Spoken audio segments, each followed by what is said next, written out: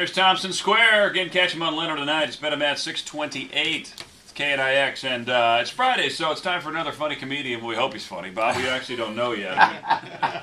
Wow, I'll put an end to that. I'm kidding. Bob Marley joining us in the studio. How Bob, are you? Your parents must have had a sick sense of humor. I know. It's weird because people always ask me, did your parents know that? My parents were like old Irish people. They have no idea who Bob Marley was. Okay. My dad was this 6'3", 360-pound Irish guy. Yeah. And he'd be like, I don't know what they're talking about, because I'm a junior. So he would get it too, and people would say, I want to jam it with you. And he's like, I don't jam it with anybody. I got a wife, I got kids. So he was Bob Marley before there was a Bob Marley. Yeah, because right? Bob Marley, I don't know. It's really strange because I don't do any jokes about it in my act. Sometimes people will hear me and they go, oh, so this guy's going to have a whole hour about... I mean, that'd be short-lived. But yeah, it's funny. I have had crazy things that have happened over the years. I was working at Caesar's Palace, opening for Winona Judd. I used to do shows with her, and she was a great lady. And so the guy from the basement of Caesar's Palace calls me up and he goes, hey, Bob, we're going to change your name to Bill Martin. And I go, Bill Martin? And I go, no, I want to be Bob Marley. He goes, I keep getting calls about this Reggie guy. I don't like it. And I go, it took me a long time to get here. I don't want you changing my name. And then he goes, this is how he ends the call. He goes, all right. So after I hung the phone up, I'm like envisioning myself limping on stage with a broken leg and a tooth missing going, I'm Bob Marley. but yeah, just a coincidence, I'm a white, goofy guy from New England, married. You guys are married. You were telling me. Well, divorced, married, but we both have the kids. And yeah. Been married a while now. My wife, she thinks I'm taking the trash out right now. She doesn't even know what. Wait, don't you live in Maine? I'm tippy-toeing away from the house. Here I go. Here's the worst phrase any married guy wants to hear. Hey, I was just thinking. Oh, God. Because every married guy knows that phrase, hey, I was just thinking, it's never going to be followed up by, what do you say we get a 12-pack and go to the strip club? True. She always has stuff for you to do, And I completely rely upon her at this point because, I don't know about you guys, but there comes a point in your marriage where you realize your wife is kind of doing everything around the house, and then you're like, I don't know things I should know. Like, I don't know where my socks are unless I ask my wife. I'm like, where are my socks? She's like, they're in the sock drawer. I'm like, okay, thank you. She's like, it's time to go to bed. Okay. That's not your side. Okay. So true. It's time to eat. Can I have some bread? She's like, you don't like bread. Okay, thank you. Didn't I used to like bread? Yeah. But, yeah. And, here's the other thing, is that we've been married a while now, like 16 years. Wow, congratulations. Thanks. And, we get along great. We're not that new couple. The new couple is completely annoying.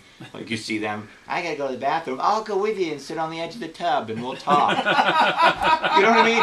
Then you've got the other end of the spectrum, the couple that have been married like 45 years or something, and they're in the same house, but they don't even share the same bedroom anymore. You know what I mean? They watch separate TV shows. They see each other in the hallway like once every 6 months. They're like, ah! They have their own language. And it always ends with the old guy waving his hand going, ah!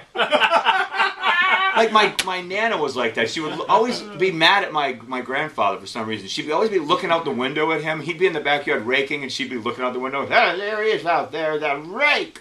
Raking. Oh, back and forth all day raking with that rake.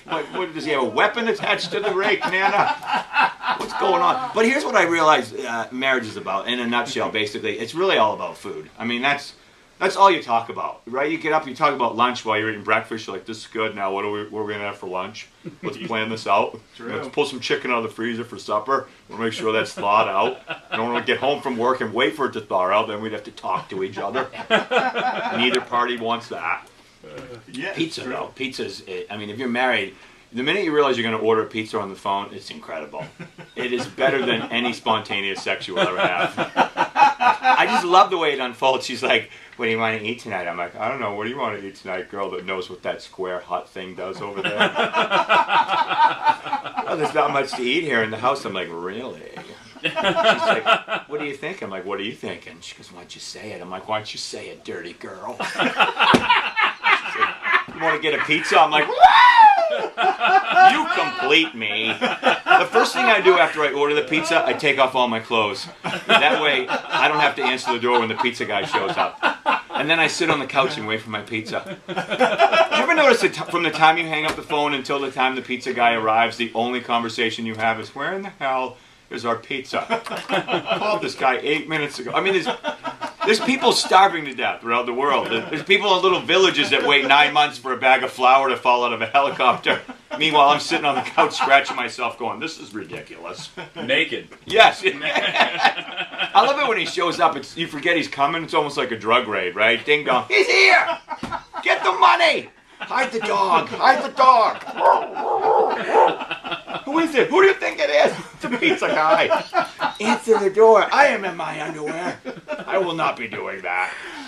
So, yeah, married and a bunch of kids. I got 3. Wow. You said you had 2, right? I got a 7 and a 4-year-old, both boys. Yeah, I got They're 2 close. boys at age 7 and 4, same thing, and I got a daughter who's 10, and I love my kids, but if you don't have kids, really, there's no need to have them. I mean, they are completely creepy. Like, here's an example. Sometimes you wake up in the middle of the night and they're just standing next to the bed staring at you with the light from the alarm clock shining on their creepy little eyes. I'm like, what's she doing, sizing me up for the trunk or something? I rolled over and I was like, oh. She goes, hey, Dad. I'm like, yes, Chucky, what is it? Want to play a game? I'm going to phone the police, okay, Damien?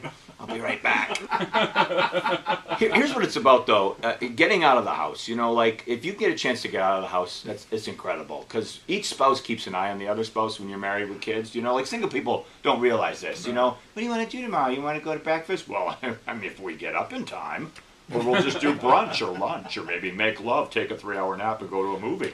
We don't even know. But if you're married with kids, there's no discussion. Time is so valuable. You keep an eye. If my wife gets up to go to the bathroom, I'm like, whoa, where are you going? And she's like, I have to go to the bathroom. You're coming back though, right? You're not going to leave me with these animals, are you? She looked in the fridge the other day. She goes, we're all out of milk. And I was like, yes! I'm going for a 2-hour ride to the grocery store in my minivan. Sometimes I'll sit in the grocery store parking lot an extra half hour just because I don't want to go home. The bed stays at work. It'll really. Right. I mean, there are days, you're right, where I just, need a little rest. Well, I'm reading her grocery list, and halfway down the list it says maxi pads, and I'm like, no specific type, just max. I'm like, that's it, ladies. I know you're listening. You've got to become very specific in this department. This is not 1960 with one government issue war maxi pad. There's aisles of selections, and we are not maxi padologists. I did the best I could do. I get home, she's very angry with me because I got the wrong type. I got Swiffers. She